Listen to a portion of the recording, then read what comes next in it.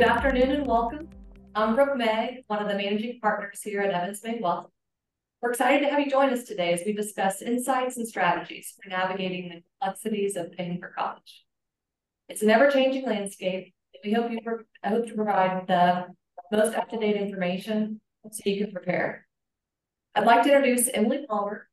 Emily is a certified financial planner for Evans May Wealth who assists us in all things planning. I'll now turn it over to Emily. Thank you, Brooke.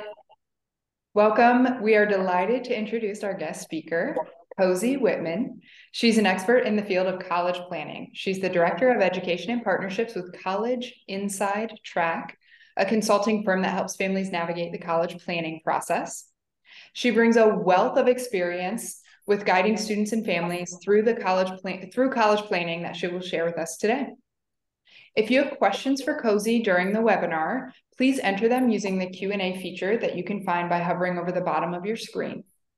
We will have time at the end of the webinar for Cozy to address your questions. Also, this webinar is being recorded and we will post the replay on our website, evansmay.com. Without further ado, let's get started and welcome Cozy to the virtual stage. Cozy, thank you for joining us. Thanks so much, Emily, and thanks, Brooke, for the invitation. It's my pleasure to join everyone today. All right, let's get us teed up here. I'm gonna get my presentation on the screen. We are going to talk about the top changing things that are happening in the college search process. I'm going to give you some strategies and ways to think about it as we go through. 2023 and 2024 in the coming couple of years are going to be an interesting, challenging time for families who have kids going off to college. So I just want to pull back the curtain a little bit, if you will, and give you some insight into what is happening. So we're going to kick this off with a quiz today. As a percentage, how much do you think college tuition has increased nationally at our public institutions since 1990? Do you think it's gone up 73% in the last 30 years, 106%, 180%, or 213%? So I'll give you a second to choose your thoughts. All right, so we see our public institutions having increased their pricing from a tuition perspective by 213%. These are our public state colleges and state universities. By comparison, the private schools have increased their tuitions by 415%. But before you get out your wet noodles and start lashing those private schools for that outrageous increase, I want you to take a look at some of our flagship schools, right? We've got University of Kansas at 641%. I live in Minnesota, University of Minnesota at 570%. You can see a couple of the other Big Ten schools. I can tell you that the biggest I have found nationally so far, UConn on the East Coast, up 1,300% in that same time frame. So why is it harder to pay for college today? There are several factors kind of playing a role here.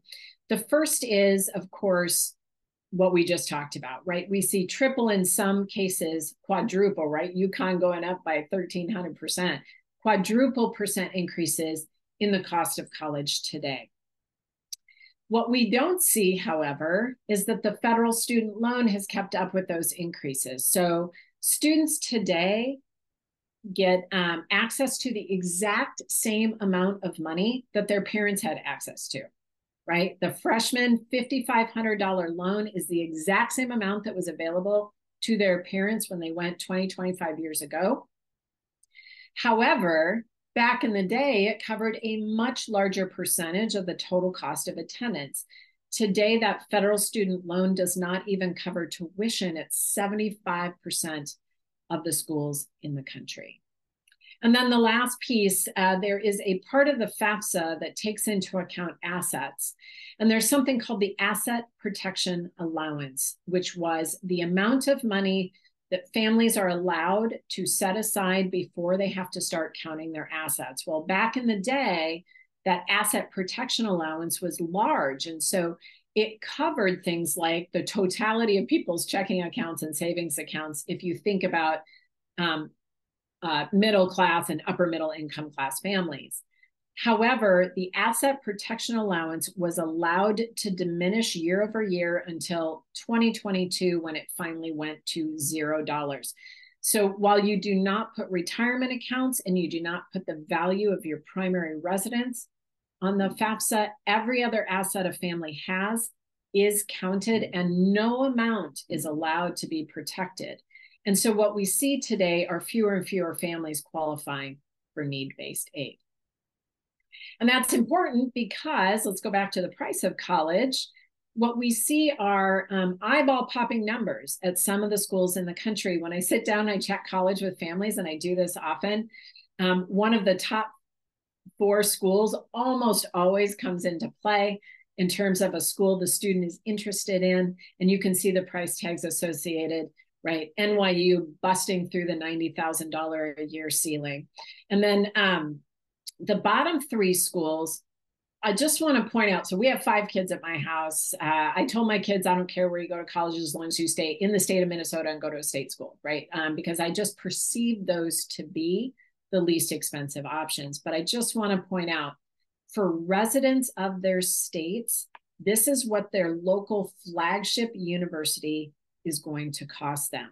Indiana actually falls in kind of the reasonable space, if you will. Purdue and Indiana falling right around that $30,000, $30,000 to $32,000 mark. But I think it's important to just understand that today it's not inexpensive to head off to your local flagship university. I think we hear a lot about debt, and so I think it's important to kind of level set and help people understand what this actually looks like, because you hear a lot, it gets a lot of news coverage about people who can't pay back their student loans. And I want to take a peek at what the undergrad space, so those first 4 years of college, what that actually looks like. Today we see total about $1.75 trillion in federal and private loan debt. 1 in 7 Americans have some level of student loan debt. Only 7.9% of these folks, though, are carrying private loans. So what we really see is that the big amounts that you hear about people carrying did not actually come from undergrad debt, but rather federal loan debt that they took out to get their master's or their PhD program. 15% of people default on their loans. About 1/3 of those folks are senior citizens, which breaks my heart. It means they've been carrying a debt load since they were in their 20s, so 50 years potentially of debt load. For the class of 2022, though, here's where I want to kind of level set us, right? 45% of those kids are going to go to college. 42% are expected to take on debt. So a little under half of those kids expected to take on some debt. But here's what surprises people often, because they hear about people carrying $200,000, $300,000 worth of loans.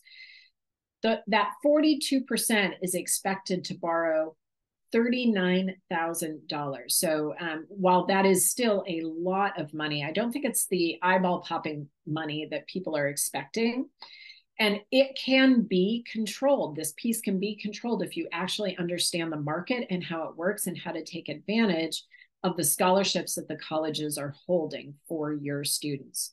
And so understanding what this looks like, but also understanding that the bulk of the debt that gets taken on for education is often taken on at the grad and PhD levels. Today, we know that paying for college is a family affair, right? We've heard the saying, it takes a village to raise a student. It also takes a village to pay for college. So it's important that families have family discussions, right? A family meeting can be a really good way to talk about values, share insight into various offerings for financial support. So maybe there's an auntie or uncle thinking about contributing. Maybe there are grandparents who are thinking about contributing. What are the parents saving? And then where is the money being saved at? Those family meetings are such a good conversation. This is such a good conversation to have at Evans May too, with your financial advisor.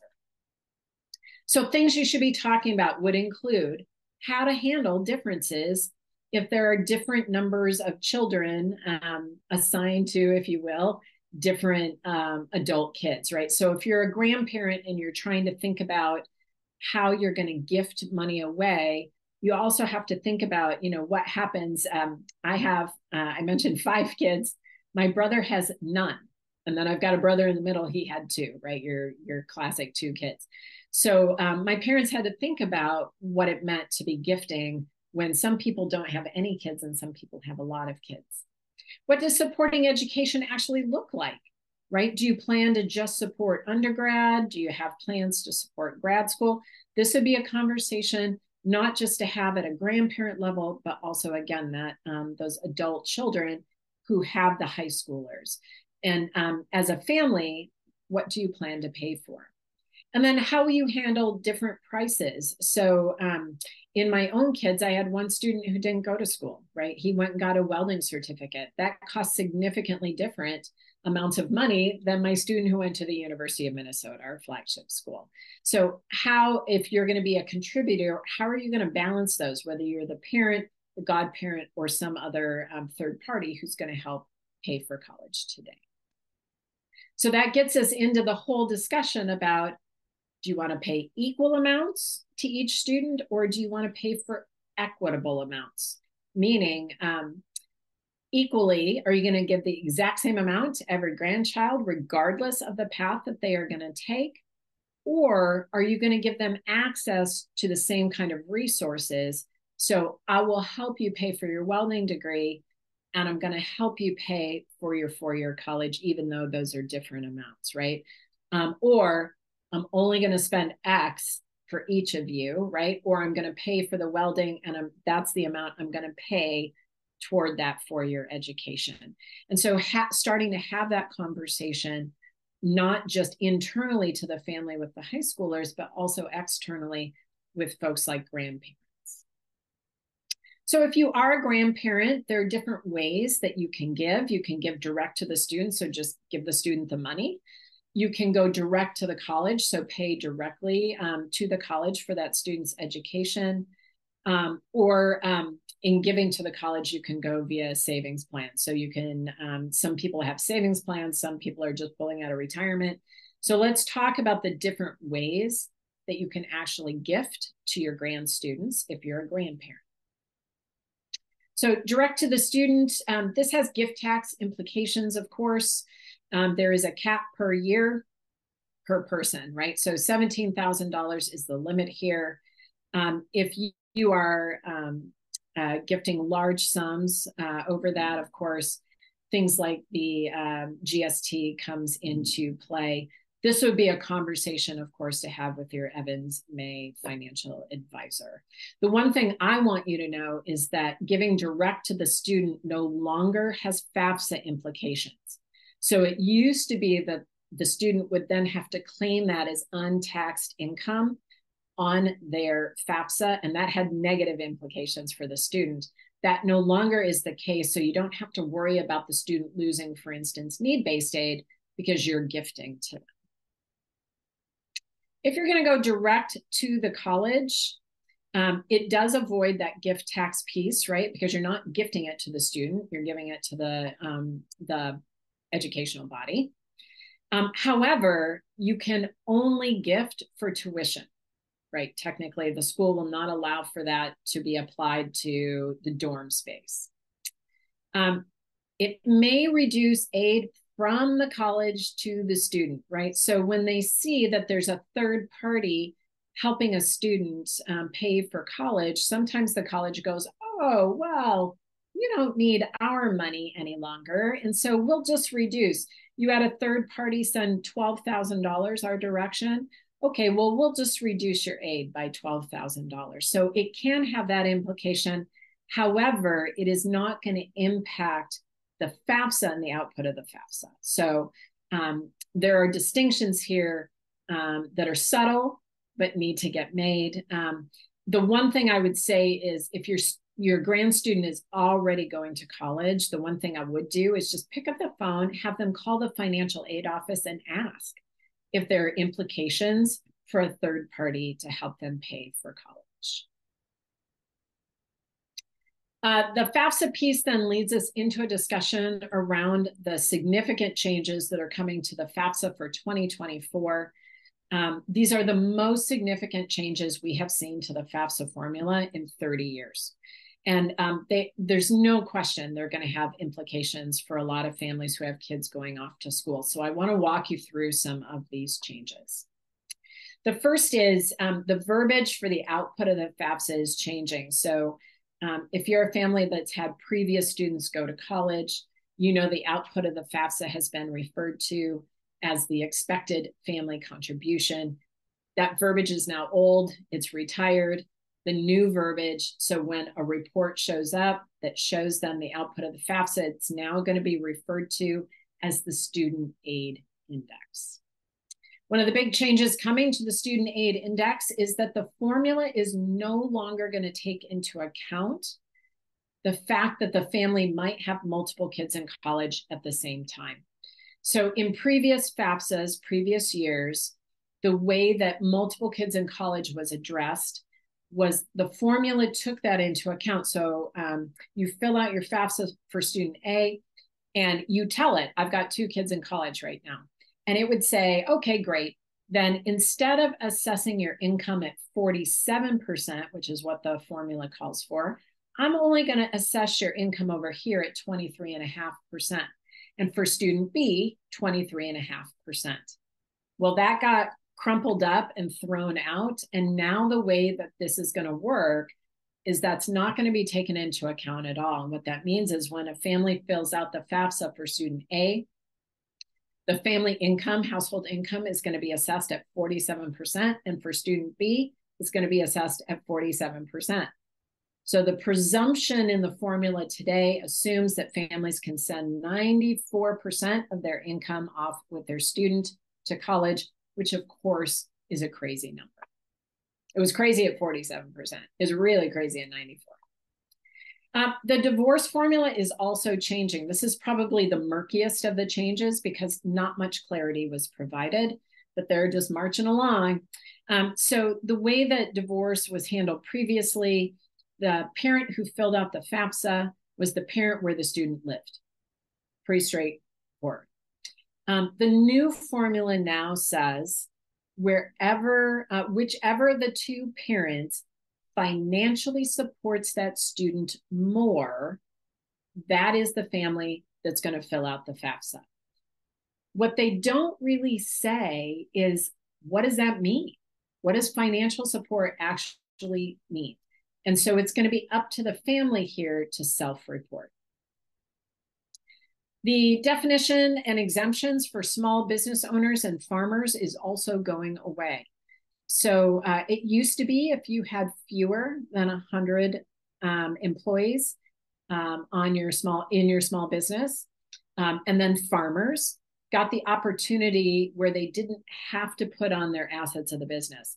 Well, those exemptions have been retired. And so now all small business owners, regardless of size, all farmers, regardless of size, are going to have to include all of their assets, which would mean things like bank accounts, obviously, but also things like equipment, if you're a farmer, land value, if you're a farmer, if you're a small business, it will include unsold assets, for instance.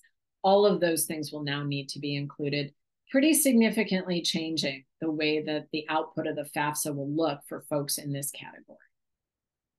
And then the last thing, I mentioned this already, grandmas, grandpas, aunties, uncles, any third party who wants to help a student pay for college can now do so and have no impact whatsoever on the outcome of the FAFSA. So one big kind of exclamation point, if you will, on this, right? So in the old FAFSA, if the student was getting access to need-based aid and grandma and grandpa tried to help, sadly, it was counted as income and it decreased the potential for financial aid. In the new FAFSA, right, it has no impact to the student whatsoever. This has real world implications for where you're going to save for college, right? So it's a good opportunity for families to sit down and let's talk about where are we saving for college? Take a multi-generational approach to paying for school, meaning Sometimes what happens is mom and dad open a 529 plan, and then grandma and grandpa just contribute to that 529 plan.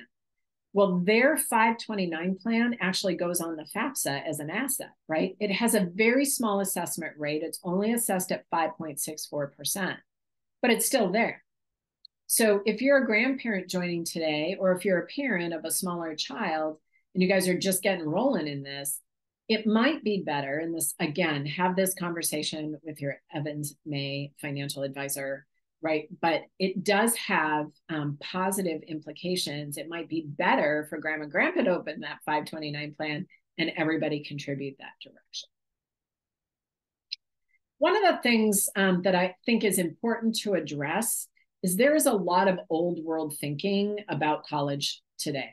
And I really want people, again, crumple that old world thinking up, throw it away, because it doesn't suit the landscape anymore.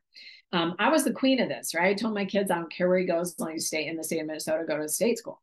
However, it turned out, if you fast forward, one of my kids went to an out-of-state state school. One of my kids went to a private school. And then one in the traditional mix of kids, one went to our local flagship school. The most expensive school on that list was our local flagship university. So today, it doesn't make any sense for you to talk about private schools or public schools, but rather talk about flexibly priced schools and inflexibly priced schools, because there are public and private schools in both areas, right? So if a student who lives in Indiana wants to go to University of Michigan, they're going to pay every penny of $72,000 a year, every penny. University of Michigan is a public institution, right? I wouldn't call that inexpensive. So I think it's important today to really think about the school and what they bring to the table and what pricing they can actually get you to. It's hard for families to figure that out. All right, so I have another quiz. What school path do you think is the least expensive path? Do you think it's choosing a four-year public college? Do you think it's starting at a two-year and then transferring to any kind of four-year school? Do you think it's starting at a public college and then transferring to a private college? Or is it starting at and finishing at a four-year private university? This one's a little bit trickier, so I'm going to give you a second to think about what the best option here is. Turns out it's a trick question. All the above could be true. All of those could be true depending on who the student is and what schools are involved.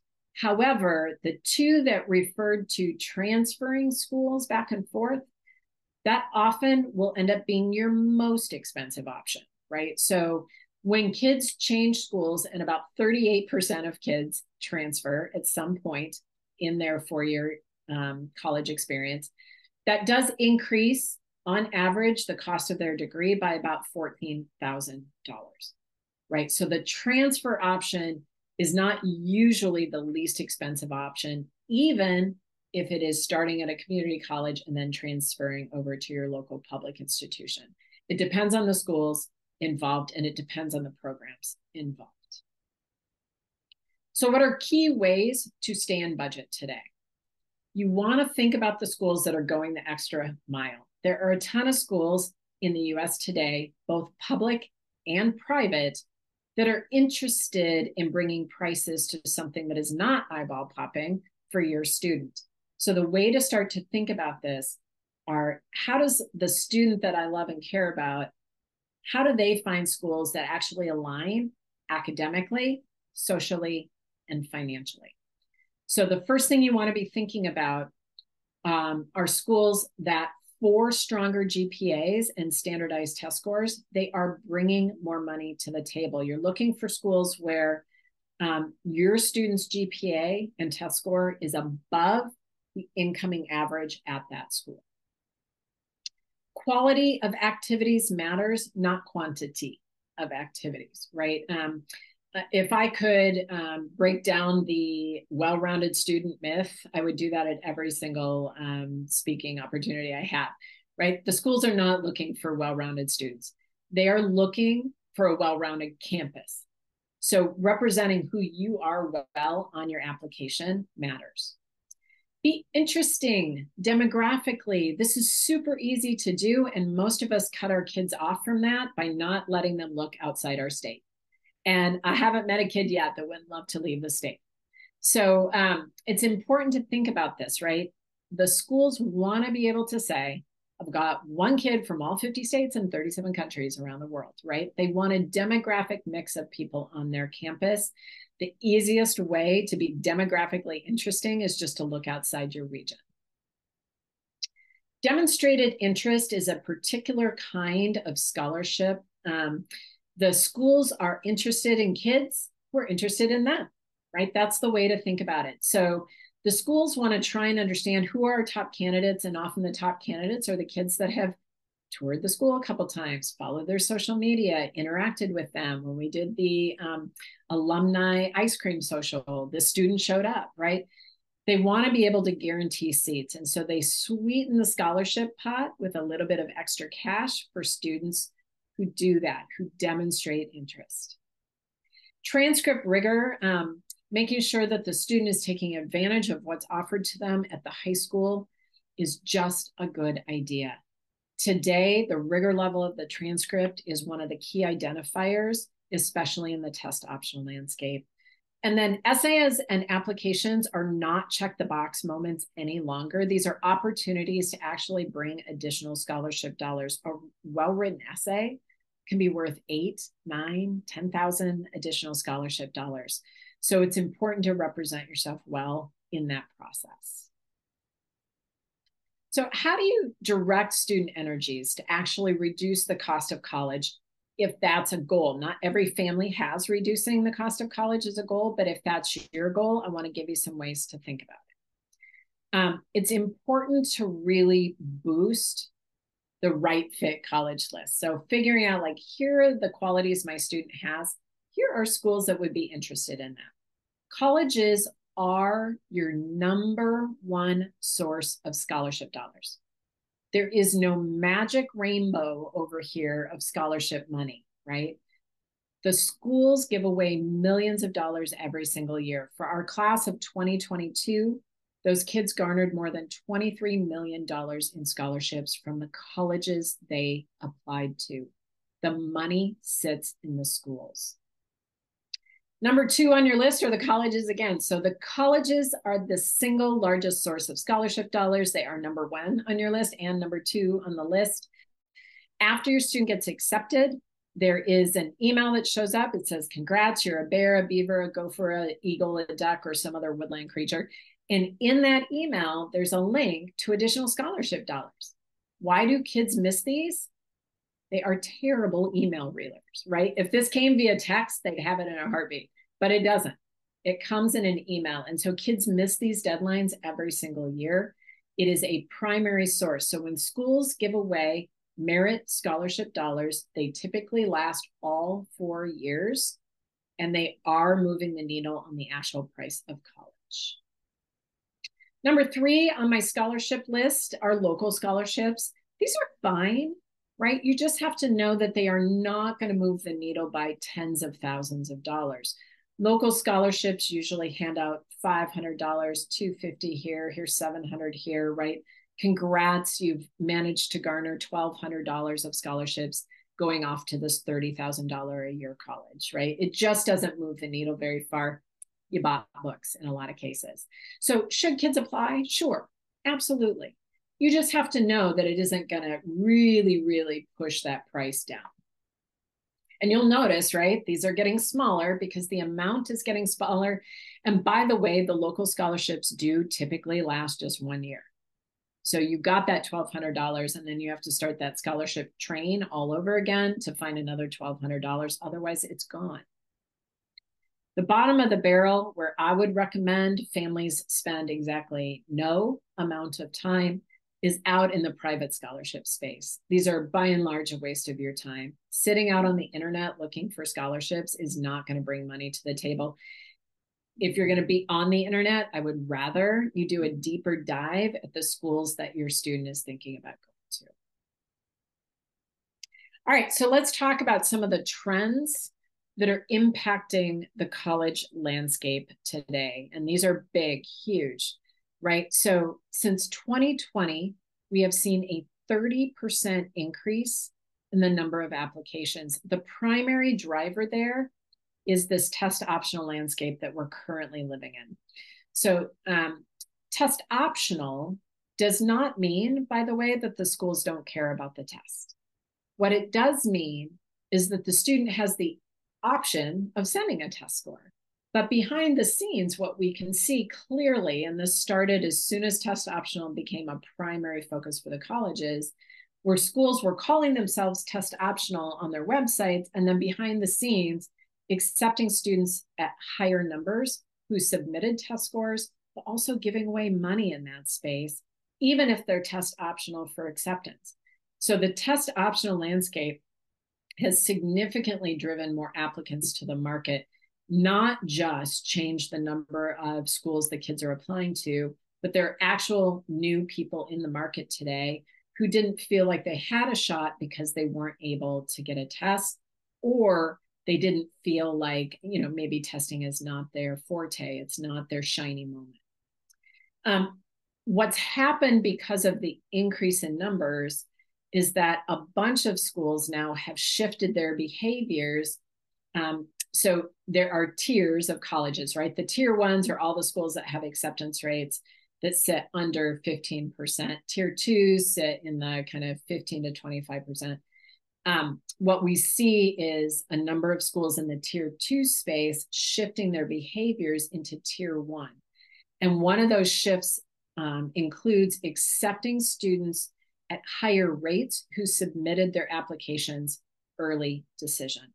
Early decision is a binding agreement between the student and the school that says, I love you so much, I am coming no matter what. Doesn't matter what the price is, if you let me in, I am coming. And what you see often are the schools that accept higher volumes at early decision also do not have scholarships available. So you just have to know if you're going to apply early decision, that means that you will likely pay full price for school. In addition to taking higher percentages out of early decision pools, the other thing we see is it's not enough to be smart anymore, right? The complexities of getting into these schools, right? Schools that have acceptance rates under 20%, you have to have a major project. I talked to a family last night, super sharp kid, 4.4 GPA, 34 on her ACT, 1520 on the SAT. Her big project that she told me about was she did a fundraiser, and she raised money for a food insecurity group in her community. And the amount she raised was about $200, right? That is not a big enough project for the style of schools we're talking about here. What are names associated with? Well, all the Ivies, but also UChicago, Northwestern, Duke, Rice, Stanford, Johns Hopkins, Wake Forest, Case Western, Boston College, BU, Northeastern, the list goes on and on and on, right? You have to have more today if you're going to be interesting to those schools. The other thing they're looking for here are that secondary factors are influencing acceptance, right? So things like transcript rigor level, having taken a bunch of the AP classes that your school offered, for instance. They are looking at things like demonstrated interest, right? The applications at a much deeper level, the essays at a much deeper level. All those factors are playing a much higher role in the acceptance process. And then the last thing I just want to point out, I mentioned this already, we see scholarships drying up at those tier two schools. Because think about it this way, colleges are businesses. You have to put your business hat on if you have students going off to college. You just do, right? And the colleges are not doing college search with their heartstrings. They are not looking for their students with their heartstrings, right? They are looking for kids that benefit the school. And if I'm a school who went from a 28% acceptance rate down to a school that now has a 14% acceptance rate, which is what we saw in those tier two schools, I have to give away money. Kids are bashing down the doors to get into my college. There's no incentive for me to give away cash. So just to give you a round on this, on the numbers, right, and how they are changing. Applicants are up by 32% since 2020. The big brand schools are increasingly more challenging to get into, right? 30% plus increases in applicants in the tier 1 space. So schools that have acceptance rate under 20%. 26% increases in the tier 2s, right? So they've seen almost the same jump. And those schools in that 20 to 30% acceptance rate traditionally. So what we see in those groups is they've cut their acceptance rates in half almost. So if I was at 30%, I'm at 15 today. If I was at 20%, I'm at 10 today.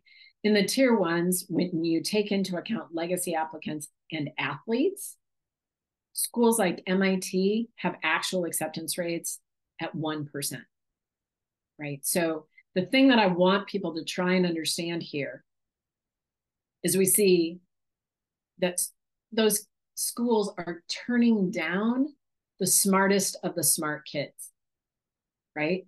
Because they have way too many applicants. It's not enough to be smart. You have to do some of the projects our students are doing who are applying to that style of school. Pop my eyeballs out of my head. In my wildest dreams, I would never have come up with those projects as an adult, let alone as a 16 or 17-year-old student. We see 18% increases in all other tiers, right? So while it's true, there's a cliff coming, right? Everybody's talking about the cliff. We are not seeing a cliff right now. That having been said, we do see some of the smaller schools that don't have as large of marketing budgets, right? Closing up shop. It's happened in Pennsylvania, it happened in Wisconsin, it's happening all over the country, these super, super small private colleges having to close up shop or having larger schools buy them up. And then the other thing we see, this is a huge trend, the public flagship schools, increasingly harder to get into. You guys know this, you live in one of those states, right? Purdue becoming one of the hardest schools to get into, especially if you're looking at things like computer science and engineering. It is just very, very challenging to get into that school today. So it's not enough to look at acceptance rates for the schools themselves. It is also important to look at acceptance rates for the programs. All right, a little bit about what we do, then I'm going to take your questions. So make sure you drop them in the Q&A section and we will get those tackled. College is an industry, just like real estate, just like investing. It has things that are happening under the surface that you just don't see. What we do is help you navigate the entirety of the college search, application, and acceptance process. Our focus is always right fit, right? Academic, social, and financial fit. Families can do it on their own, but candidly, the lack of transparency around how schools are accepting students and the lack of transparency around pricing make it really challenging for families to do it on their own. We do help families navigate the entirety of the search process. We do ensure families get absolutely the right price, the best price they can find for the schools on their list. But this is my favorite thing we do. I mentioned I have 5 kids. 4 are girls. They have all mastered the eyeball roll. And I never get to be the smartest person in the room. Never. Even though they are grown-ups now and understand how smart I am. We get to be a neutral third party for students and families, right? Balance that world between parents and students, because sadly, there's so much stress involved in the college search process. We do see a lot of this. So here's my favorite thing to do as part of my role. I do free consultations. I sit down with families every single day and we chat college for an hour. What are we going to do? I'm just going to answer your family's questions around college, right? I start every single one the same way. What do you guys want to talk about? And then families pour their anxieties onto the table, and that's what we talk about. I can walk through those goal areas, academic, social, and financial, and I'll suggest strategies. I often end up leaving people with more questions to answer than we get answered in the meeting, but that's because this is stuff that needs to be chewed on a little bit. I can give you a rough of the FAFSA outcome, that student aid index, so you'll know, is our family gonna be need-based or no? And if the answer is no, then we'll talk about how you maximize opportunities. If you're a student or a family that saved well and you care less about the pricing piece of it, but you just want to try and understand, like, what are those eyeball popping projects, Cozy, then we can talk about what it takes to get into those more selective schools. So a little bit of housekeeping, then we'll take those questions. If you have a sophomore or junior in your family, let's sit down and do a consultation, right? I'm going to send a form to Emily, Brooke, and the team that they can share with you post-recording. Just click on that Google form. My admin will reach out and get you on my calendar, and we'll chat college for an hour. Maybe you joined today, you have young grandchildren, or your children are in middle school, you just want to see what's coming up. That's okay. Fill out the form. What we'll do is reach out when the student is in their second half of sophomore year. That's kind of an ideal time to start this conversation. Do follow us on Facebook. We do family newsletter as well. We put the most up-to-date information about what's happening, tips and tidbits sit on our Facebook page. And this time of year, it's kind of fun because we have a lot of postings of where our kids have gone and what their journey looked like. It's just College Inside Track at Facebook. And share us with people you know. If you're on today, it's because you have somebody who's looking at college in your life. That means they know people who have college search in their future. And so please feel comfortable sharing that Google form. They can reach out to me directly. I got into this because it made me crazy. The more I learned about the college industry, the more frustrated I became. And I just want people to know really what this looks like so they can do their more strategic college search. All right, Emily, what questions do we have? Thank you, Cozy. For those of you that haven't yet entered your questions, there's a Q&A that you can hover over at the bottom of your screen, and we're happy to answer those. We do have a few questions that have come in. You mentioned that colleges are the #1 source of scholarship dollars. What are schools considering? You've mentioned a few things. So you've mentioned demonstrated interest and then above average GPA, et cetera. What are the other things that schools are considering when offering school-based aid? Yeah, there's a whole bunch of things. So again, the demographic mix matters. At some schools, this can be worth as much as an additional $15,000. For some schools, they will actually dismiss non-resident tuition for your student, right? So they apply it in different ways, but it gets you to the same end game. Other things they think about are great teacher recommendation letters, which means your student needs to ask before the day they are due.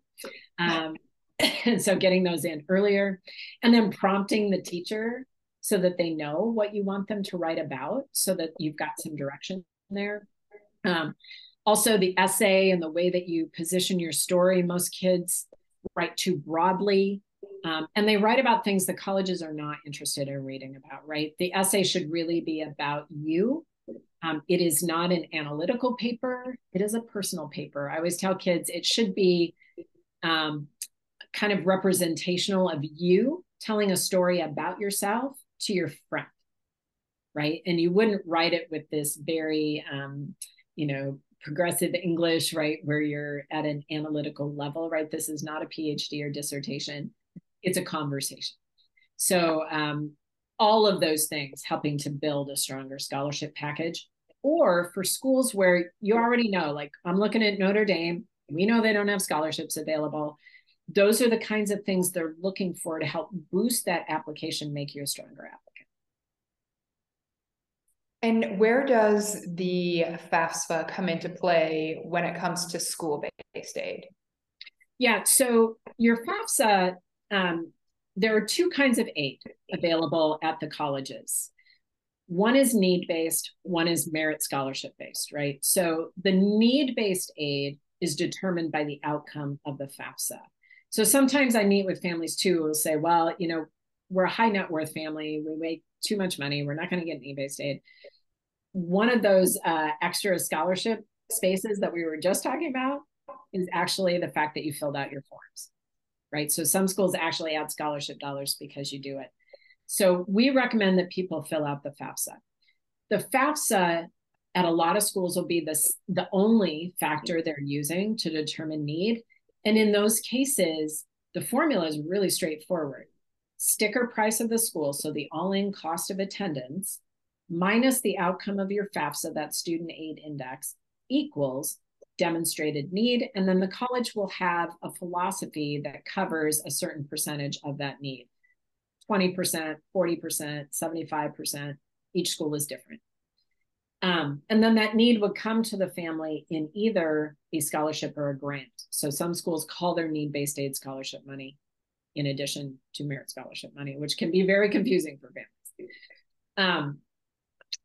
The other thing that your FAFSA does is give you access to the federal student loan. So in your family, if part of the strategy is to take advantage of that federal loan program, you have to fill out your FAFSA. It's the application for the loan. Some schools do not just use the FAFSA for determining need. Some use a secondary profile called the CSS profile. I always tell people, if a school uses the CSS profile, you will find yourself much less needy, right? Because it is a much deeper dive form. It gets into everything. For instance, in the event of a divorce where the family structure includes divorce, the CSS profile wants to know about that other parent who is not represented on the FAFSA. So it is a much deeper dive form, just know. And often the schools that use it aren't going to give much aid anyway, but they often do give need-based aid. You will just find yourself a lot less needy.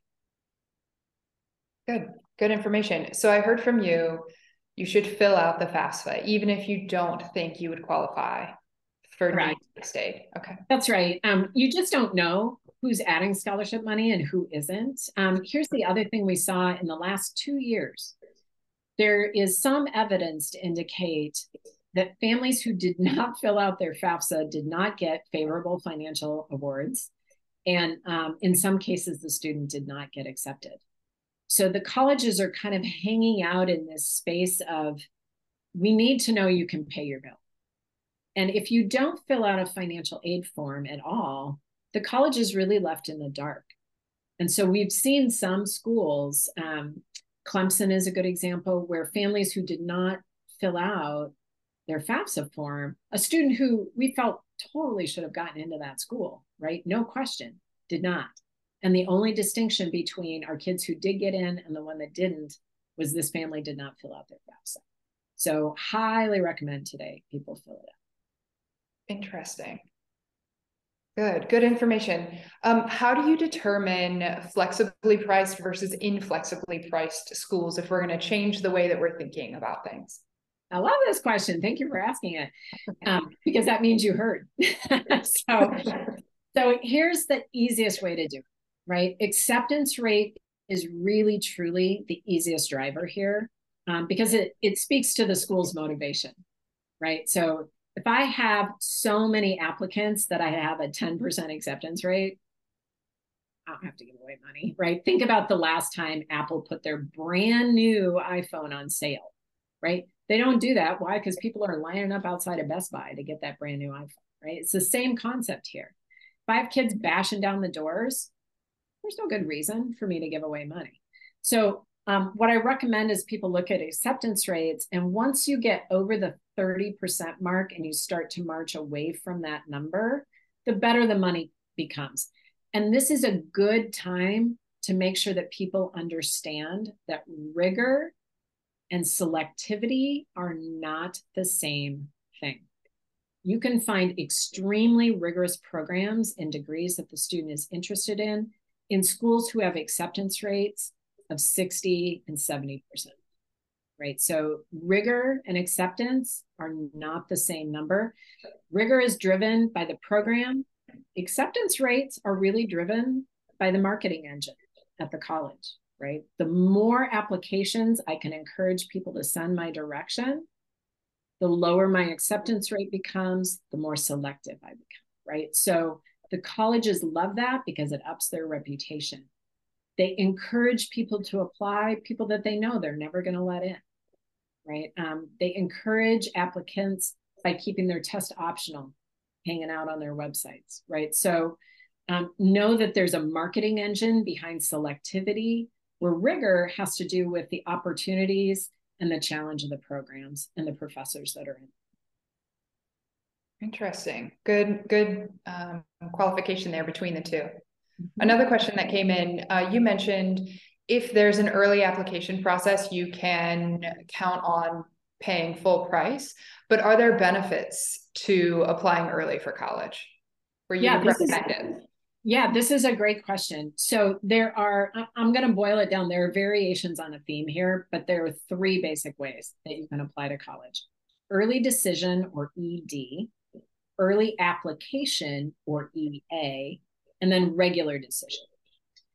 Early decision is the one where you tell the school, I love you so much, I am coming no matter what. Doesn't matter what the price is. If you let me in, I'm coming. So we don't encourage people to apply early decision if they can't afford the school. Are there benefits to that? Yes, of course. There are schools where they take a significantly higher portion of their freshman class out of early decision. I'll give you two examples. Cornell took about 10% of their freshman class out of early decision. Last year, Wake Forest took 58% of their freshman class out of early decision, right? So if you're going to play the early decision card, play it strategically, right? Get the numbers out of the school, find out from them, like, what percentage are you accepting out of early decision? Some schools will share that, some won't. But that's something that we're thinking about, like who's taking more and a higher percentage out of early decision. Early action, by comparison, is not an agreement between you and the school. Instead, it says, I love you so much, college. I got my act together and got all this stuff out the door early for you, right? Early action candidates do not have a binding agreement. You apply to as many schools as you want. You'll accept when you're ready to accept. Early action candidates get in there before regular decision candidates do. It gives you a higher likelihood of better scholarship dollars and a higher likelihood of acceptance. Regular decision might be reserved for the schools where I like you, I don't love you as much as I love these schools over here, but I am going to get all my stuff out the door. We don't recommend anybody still be applying to schools by those regular decision deadlines, which might be out in February and March, but rather try and get all your applications out the door by the end of December of your student senior year, right? So you're still hitting regular decision deadlines, with the exceptions of schools like the University of California school just has one deadline. That's it. That's all they do. It's in January. Hit the January deadline, right? But otherwise, if the school gave you the option of early action and then a regular decision later, don't be applying in March, because you will find that your packages just do not reflect who your student is. Interesting. Good. Can we, you've mentioned a number of deadlines here. Can you share with us deadlines around FAFSA completion? I think it's slightly different this year with the introduction of the new rules. And then revisit what you just shared on applications, just so people can kind of in their heads time the process. Yeah, put some kind of timeline to it. Mm-hmm. So traditionally, the FAFSA releases October 1st. If you have a student who will be going off to school in the 2024 school year, the 2024 FAFSA is that brand new FAFSA. It is not ready for release, and so they are going to release it December 1st. Fingers crossed. That's the latest and greatest. Highly recommend follow our Facebook page, because as that changes, we will have the changes listed out on our Facebook page. The deadline, however, to fill it out is set by the school. So that's when it opens, right? And then the school will tell you, we want to see your FAFSA by this date, this date, this date. That is the absolute last time. I recommend when the FAFSA opens, get it filled out, right? So if it opens December 1st, wait till like December 8th, because the site will crash undoubtedly on December 1st, because everybody goes out there the first day it's open. But get it done in December. Don't wait until March to fill out your FAFSA form. From a timeline perspective for applications, traditionally early action deadlines are November 1, November 15th. So in general, I want you to go out, take a look at the deadlines for each and every school, because each school does it differently. Sadly, there is not one common day for early action, for instance. So get out your little calendar, put some reminders in, because you also do not want to be sending that off. You don't want to wait until the day before in case your laptop breaks and now I don't have access. Give yourself some technical leeway, some ramp, and get that out by those deadlines. And then the deadline to make a decision. So the schools have really until the end of March to get you acceptances and financial awards. So don't panic if you haven't heard from your school by March 15th. It could be that they're just slow draw McGraw over there and just getting the stuff rolling out. And this year it's going to be particularly prickly that way because the schools are getting FAFSA forms so late because of that December deadline. So don't panic if you haven't heard from your school. And by the way, if you haven't heard from your school, your answer is probably sitting in the student portal or in your student email. Because the schools communicate that way. Again, they're businesses, right? They think like businesses, they communicate like businesses. So don't wait for the package to show up on your doorstep. Go out instead and look at your portal. You should have set that up. You'll find that information there. And then the student has until May 1st to make their decision. The packages your student gets are good until the May 1st deadline. They will likely be honored after, but I always tell kids, don't push them. Make sure you get your decision made by May 1st. Great. Thank you. One last question here. Thank you for those that have submitted them. Can you share with us maybe your top 1, 2, or 3 mistakes that you see people make when it comes to the college planning process? Yeah. So the first one is that people focus on sweatshirt schools. That's what we call the name of the schools you can rip off the top of your head, right? Instead, think about who brings what to the table. So the way that I want people to really think about their college search is, how are you, school, going to help me, student, be successful on this campus, right? So too many students make their decision based off of great campus, love the sports teams, and the dorms were cool, right? So dive deeper, academic, social, financial, build criteria under all 3. And dive deeper at the schools, backgrounds of professors, research opportunities, what percentage of kids stay on campus after year 1, what does off-campus housing actually even look like? All of those things should be a deeper dive. So that's the number 1 mistake that people make, is they keep their, they focus here right away instead of kind of casting a wider net. But I will grant people it makes it harder when you cast a wider net. It's harder to find the schools. The number 2 is that presumption that public schools are always going to be less expensive in my state than any private school, or that leaving my state is always going to be more expensive. Candidly, it just is not true anymore. Right? I mentioned again, one of my kids went to an out-of-state state school. One of my kids went to a private school in another state. One of my kids went to our flagship school. That flagship school was the most expensive school of the 3. So those 2 things I think are probably the biggest mistakes that people make. Good. Well, thank you so much for sharing your insights. On behalf of Evans May Wealth and our clients, we appreciate you being here. And it's clear that you have a pulse on the complexities of the college planning process. We'll look for the link to the Google Doc that you'll send out the form. And to all of those that have joined us today, thank you for taking part in the discussion, and we hope you found value in Cozy's insights. We look forward to continuing the conversation related to college planning with you in future meetings that we have to include custom education funding analyses for your family. We're happy to do that. Thank you again for joining us, and we hope everyone has a good evening.